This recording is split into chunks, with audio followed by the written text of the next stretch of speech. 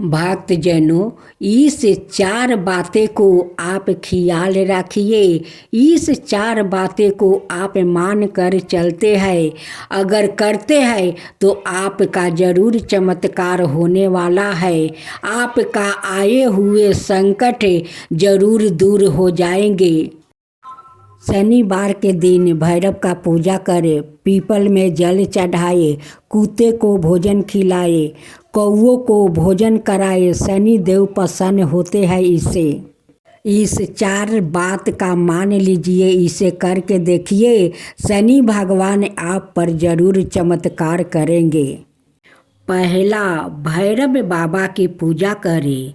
लाल किताब के अनुसार यदि शनि ग्रह के अशुभ प्रभाव के कारण जीवन में बाधाएं पैदा हो रही है तो भैरव बाबा की पूजा अर्चना करने और शनिवार के दिन व्रत रखने से शुभ परिणाम प्राप्ति हो सकता है।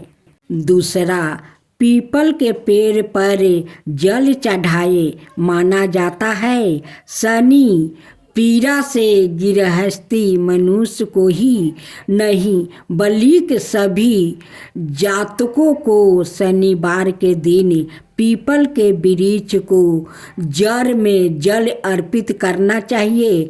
साथ ही इसके बाद तिल के तेल का दीपक जलाने से शनि देव की कृपा सदा बनी रहती है। तीसरा, लाल किताब के अनुसार यदि आपको जीवन में चारों तरफ से निराश हाथ लग रही है तो शनिवार के दिन तेल से भरी हुई एक कांच की कटोरी में सिक्का डालकर कटोरी के तेल में पानी परछाई देखें। अब इस कटोरी को शनि देव के मंदिर में रख कर आ जाए। मानता है कि 5 शनिवार तक इस उपाय को करने से शनि ग्रह की पीड़ा से मुक्ति मिलने के साथ ही शनि देव की कृपा प्राप्ति होती है। अब चौथा, कौवे को रोटी खिलाई। जीवन में सभी कार्यों में सकारात्मक परिणाम प्राप्ति करने और शनि ग्रह की स्थिति महजूद करने के लिए रोजाना कौवा को रोटी खिलाना लाभकारी माना गया है। इसके अलावा आप किसी काले कुत्ते को भी रोटी खिला सकते हैं। राधे राधे भक्तजनों, आज आप सुनेंगे शनिवार व्रत कथा। यह व्रत शनिदेव की प्रसन्नता के लिए किया जाता है। जब शनिदेव कृपित होते हैं तो सभी कार्यों बिंद उत्पन्न होने लगता है और प्रसन्न होने पर अपार सुख समृद्धि की वृद्धि होती है। कलह क्लेश मानसिक तनाव शारीरिक बाधाओं का नाश होता है। परिजनों के व्यवहार में अनुकूलता आने लगती है। वृद्धि ठीक तरह से काम करने लगती है। इसके अलावा अधूरे काम पूरे होते हैं। बिगड़े काम सहज ही पूर्ण होकर घर में सुख शांति आती है। जो स्त्री पुरुष शनिवार का व्रत पूरे श्रद्धा भक्ति भाव से धारण करते हैं उनके समस्त पाप नष्ट होकर उन्हें अभिष्ट की प्राप्ति होती है। शनि देव की पूजा अर्चना करने से वो सहज ही प्रसन्न होकर अपने भक्त की समस्त मनोकामना पूर्ण करते हैं। राहु केतु के प्रकोप से भी उन्हें बचाते हैं।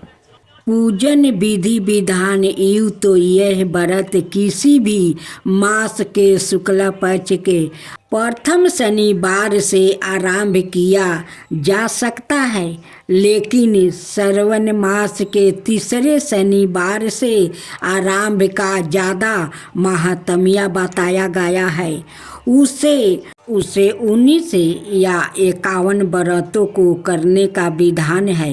व्रत को धारण करने से पहले संकल्प करें कि इस दिन की तिथि, समय, स्थल आदि में मेरे सारे रोग के परिहार के लिए दृष्टि, उदर और पैर में आई हुई शनि की पीड़ा को मिटाने के लिए मैं शनि का पूजन करूँगा। व्रत निर्ध्यान रूप से संपन्न हो, उसके लिए गणपति का पूजन और कलश की स्थापना भी करूँगा। व्रत के दिन दैनिक कर्मों से निवृत्त होकर स्नान करके काले रंग के वस्तु या बनियान धारण करे। भगवान शंकर, राहु और केतु के साथ शनि देव की पूजा करने की व्यवस्था करे। शनि देव की प्रसन्नता के लिए यदि निकट कोई शनि मंदिर हो तो वहाँ जरूर जाए, दर्शन करे। शनि शास्त्रों का पाठ करे और मस्तक पर काले तिलक लगाए, तरह तरह के काली वस्तुओं का दान करे। घर में हनुमान चालीसा का भी पाठ कर सकते हैं। इस व्रत में हनुमान जी महिमा का भी गुणगान कर सकते हैं। यदि घर में शनि देव की प्रतिमा या छाया चित्र रखते हैं तो वहाँ हनुमान जी का फोटो जरूर रखें। शनि देव का रंग काला है, इसलिए उनको काली वस्तु जैसे काला तिल, सरसों का तेल, काली मूंग, उड़द, काले पुष्पा, काले वस्तु, लोहे का पतरा आदि विशेष प्रिय है। अतः उन्हें ये चीज़ें अर्पित करें। काले तिल के लड्डू और उड़द के आटे के लड्डू का भोग लगाए। इसी दिन पीपल के वृक्ष के तेल पूजन करने के बाद तने पर 7 बार सूत्र लपेट कर 7 परिक्रमा करें। फिर 7 बार नमस्कार करें। एक पात्रा में जल लेकर उसमें कुछ काले तिल, 2 लौंग, कुछ पात्रा में चीनी डालकर पीपल के वृक्ष की मूल में पश्चिम की तरफ मुख करके अर्घ दे। वृक्ष के पास ही तेल का एक दीपक जला कर रखे। फलों में केला और भोजन में उड़द की दाल और उसमें बने पदार्थों भोजन एक समय और सूर्यास्त के 2 घंटे बाद करें। भोजन के पूर्व कुत्ते को रोटी देने का विधान है। व्रत के दिन 3 या 19 माला लेकर ओम परा प्री परो सन सनाए नाम मंत्र जपना चाहिए। संकल्प अंतिम व्रत के दिन सामी के वृक्ष की लकड़ी से एक छोटा सा हवन भी करे। यदि शनि की 2.5 या 7.5 चल रही है तो योग ब्राह्मण द्वारा शनि ग्रह मंत्र का 23,000 मंत्रों का जप अवश्य करो। बाद में यथाशक्ति तेल, छतरी, जल, काला कंबल, लोहा, सरसों, चमड़े के जूते, कुर्सी, तिल के लड्डू ब्राह्मणों को दान में दे। चींटिया को आटा खिलाए। शनि शास्त्रों का पाठ व्रत के दिन करना विशेष लाभप्रद माना गया है। भक्तजनों, आज आप सुने शनिवार का दिन शनि व्रत कथा। एक बार सूर्य, चंद्रमा, मंगल, बुध, बृहस्पति, शुक्र, शनि, राहु और केतु 9 ग्रहों में आपस में विवाद हो गया कि हम सब से 12 कौन है। सब अपने आप को 12 कहते थे। अब आपस में कोई निश्चय में ना हो सका तो सब आपस में झगड़ते हुए इंद्र के पास गए और कहने लगे, आप सब देवता के राजा हो, इसलिए आप हमारा अन्याय करके बतलाओ कि हम 9 ग्रहों में सबसे 12 कौन है। राजा इंद्र इनका यह प्रश्न सुनकर घबरा गया और कहने लगे कि मुझ में यह समर्थ नहीं है जो किसी को 12 या छोटा बताऊं। मैं अपने मुख से कुछ नहीं कह सकता। हाँ, एक उपाय है। इस समय पृथ्वी पर राजा विक्रमादित्य सबसे अच्छा और सटीक अन्याय करने वाले हैं, इसलिए तुम सब उन्हीं के पास जाओ, वो सही निर्णय कर देंगे। इंद्र के यह वचन सुनकर सब ग्रह देवता भूलक में राजा विक्रमादित्य की सभा में आकर उपस्थित हुए और अपना प्रश्न राजा के सामने रखा। राजा विक्रमादित्य उनकी बात सुनकर बड़ी चिंता में पड़ गया कि मैं अपने मुख से किसको 12 और किसको छोटा बतलाऊं। जिसको छोटा बतलाऊं वही क्रोध हो गया। उनका झगड़ा निपटाने के लिए राजा ने एक उपाय सोचा। उन्होंने सोचा, चांदी, कांसा, पीतल, शीशा, रंगा, दस्ता, अभ्रक और लोहा 9 धातुओं के आसन बनवाए।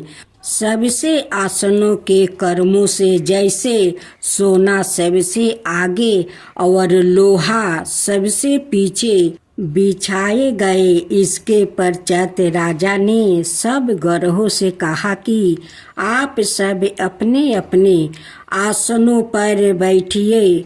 जिसका आसन सबसे आगे हो सबसे 12 और जिसका आसन सबसे पीछे हो वो सबसे छोटा जानिए। क्योंकि लोहा सबसे पीछे था, वो शनि देव का आसन था, इसलिए शनि देव ने समझ लिया कि राजा ने मुझको सबसे छोटा बताया है। इस पर शनि देव को 12 क्रोध आ गया और कहा, हे राजन, तू मेरे परपोक को नहीं जानता। सूर्य एक राशि पर 1 महीने, चंद्रमा 2.25 दिन, मंगल 1.5 महीना, बृहस्पति 13 महीना, बुध और शुक्र 1 महीने, राहु और केतु दोनों उल्टे चलते हुए केवल 28 महीने एक राशि पर रहते हैं।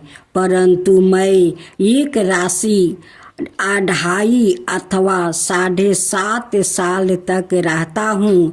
बड़े बड़े देवताओं को भी मैंने भीषण दुख दिया है।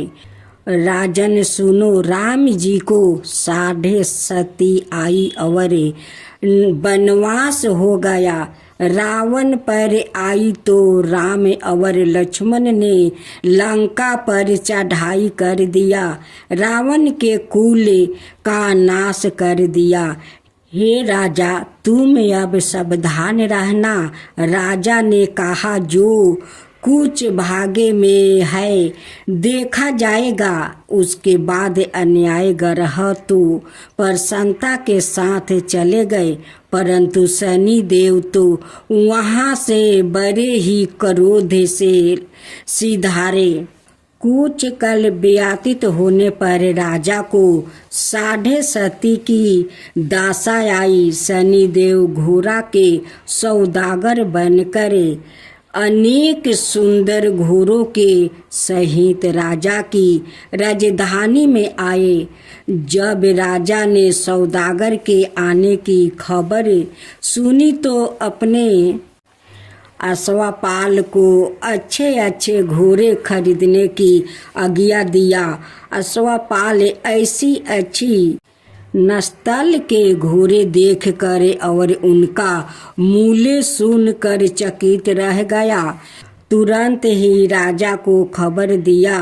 राजा उन घोड़ों को देखकर एक अच्छा सा घोड़ा चुनकर उस पर सवारी के लिए चढ़ा।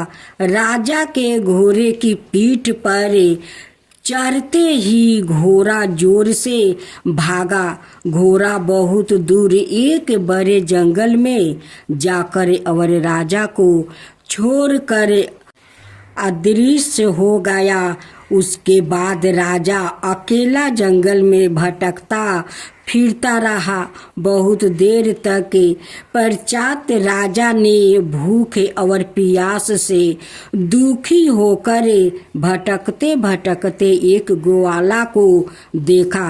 ग्वाले ने राजा को प्यास से व्याकुल देखकर पानी पिलाया। राजा की आंगुल में एक अंगूठी थी, वो उसने निकाल कर प्रसन्नता के साथ ग्वाले को दे दिया और शहर की ओर चल दिया। राजा शहर में पहुंचकर एक सेठ की दुकान पर जाकर बैठ गया। राजा ने अपने आप को उजियानी का रहने वाला बताया। अपना नाम बीका बतलाया। सेठ ने उसको एक कुलीन मनुष्य समझ कर जल आदि पिलाया। भगवान ने उसे समझा। उस दिन सेठ की दुकान पर बिक्री बहुत अधिक हुई। तब सेठ उसको भगवान मनुष्य मानकर भोजन कराने के लिए अपने घर ले गया। भोजन करते समय राजा ने एक आश्चर्य की बात देखी कि एक खूंटी पर हार लटका कर रखा है और वो खूंटी उसको निगल रही है। भोजन के पश्चात कमरे में आने पर जब सेठ को कमरे में हार नहीं मिला तो सब ने ही निश्चय किया कि सिवाय बीका के और कोई इस कमरे में नहीं आया। अवश्य ही उसी ने हार चोरी किया है। परंतु बीका ने हार लेने से मनाही की। इस पर 5-7 आदमी इकट्ठा होकर उसको फौजदार के पास ले गया। फौजदार ने उसको राजा के सामने उपस्थित कर दिया और कहा, यह आदमी तो भाला प्रतीत होता है, चोर नहीं मालूम होता है, परंतु सेठ का कहना है कि इसके सिवा घर में कोई नहीं आया है, अवश्य ही इसी ने चोरी की है। तब राजा ने आज्ञा दी कि इसको हाथ पैर काट कर चौरंगी पर किया जाए। राजा की आज्ञा का तुरंत पालन किया गया और बीका के हाथ पैर काट कर फेंक दिया गया। अब राजा विक्रमादित्य अपाहिज होकर दर दर की ठोकर खाने लगा। कुछ कल व्यतीत होने पर एक तेली उसके अपने घर ले गया और केलू पर बैठा दिया। बीका उस पर बैठा हुआ अपनी आवाज से बैल हाँकता रहता। कुछ वर्षों में शनि की दशा समाप्ति हो गई और एक रात को बरस ऋतु में एक दिन बीका मेघ मल्हार गाने लगा। उसका गाना सुनकर उस शहर के राजा की कन्या उस राग पर मोहित हो गई।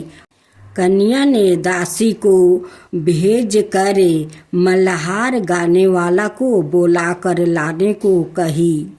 दासी ने देखा कि तेली के घर में चौरंगी मल्हार गा रहा है। दासी ने महल में आकर राजकुमारी को सब कुछ वृत्तांत सुनाया। उसी क्षण राजकुमारी ने अपने मन में यह प्रेरणा कर लिया कि चाहे कुछ भी हो, मुझे चौरंगी के साथ विवाह करना है। प्रात काल होते ही जब दासी ने राजकुमारी को अनशन व्रत लेकर पड़ी रही, तब दासी ने रानी के पास जाकर राजकुमारी के ना उठने का वृत्तांत कहा। रानी ने तुरंत ही वहां आकर राजकुमारी को जगाया और उसके दुख का कारण पूछा। तब राजकुमारी ने कहा कि माताजी, मैंने यह प्रण कर लिया है कि तेली के घर में जो चौरंगी है उसी के साथ विवाह करूंगी। माता ने कहा, पगली, यह क्या बात कह रही है? तुझको किसी देश के बड़े राजा के साथ तुझे विवाह होगा। राजा का पटरानी बनकर रहेगी, राजमहल में राज करेगी। कन्या ने कहा, माताजी, मैं अपना प्रण कभी नहीं त्यागूंगी। माता ने चिंतित होकर यह बात राजा को बताई। जब महाराज ने भी आकर यही समझाया कि मैं अभी देश देश तर में अपने दूतों भेजकर सुहागो रूपवन और बड़े से बड़े गुणी राजकुमारी के साथ तुम्हारा विवाह करूंगा, ऐसी बात तुमको कभी नहीं विचारनी चाहिए। कन्या ने कहा, पिताजी, मैं अपने प्रण त्याग दूंगी, परंतु दूसरे से विवाह नहीं करूंगी। इतना सुनकर राजा ने क्रोध में भर कर कहा, यदि तेरे भाग्य में ऐसा ही लिखा है तो जैसी तेरी इच्छा हो वैसा ही कर। राजा ने तेली को बुलाकर कहा कि तेरे घर में जो चौरंगी है उसके साथ मैं अपनी कन्या का विवाह करना चाहता हूँ। तेली ने कहा कि यह कैसे हो सकता है? कहाँ आप हमारे राजा और कहाँ मैं नीच तेली? राजा ने कहा, भाग्य के लिखे को कोई टाल नहीं सकता। अपने घर जाकर विवाह चौरंगी विक्रमादित्य के साथ कर दिया। रात्रि को जब विक्रमादित्य और राजकुमारी महल में सोए हुए थे, तब आधी रात के समय शनि देव ने विक्रमादित्य को सपने दिखाया कि राजा से कहो, मुझको छोटा बतला कर तुमने कितना दुख उठाया। राजा ने क्षमा मांगी। शनि देव ने प्रसन्न होकर विक्रमादित्य को हाथ पैर दिए।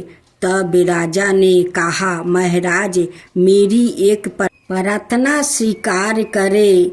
जो मनुष्य मेरी कथा सुनेगा, यह कहेगा उसको मेरी दशा में कभी किसी प्रकार का दुख नहीं आएगा, और जो नित्य यही मेरा ध्यान करेगा या चिटिया को आटा डालेगा, उसके सब मनोरथ पूर्ण होगा।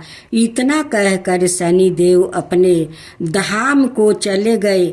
जब राजकुमारी की आंख खुली और उसने राजा की हाथ पांव देखते तो आश्चर्यचकित रह गई। राजा ने अपनी पत्नी से अपना समस्त हाल कहा कि मैं उज्जैनी का राजा विक्रमादित्य हूँ।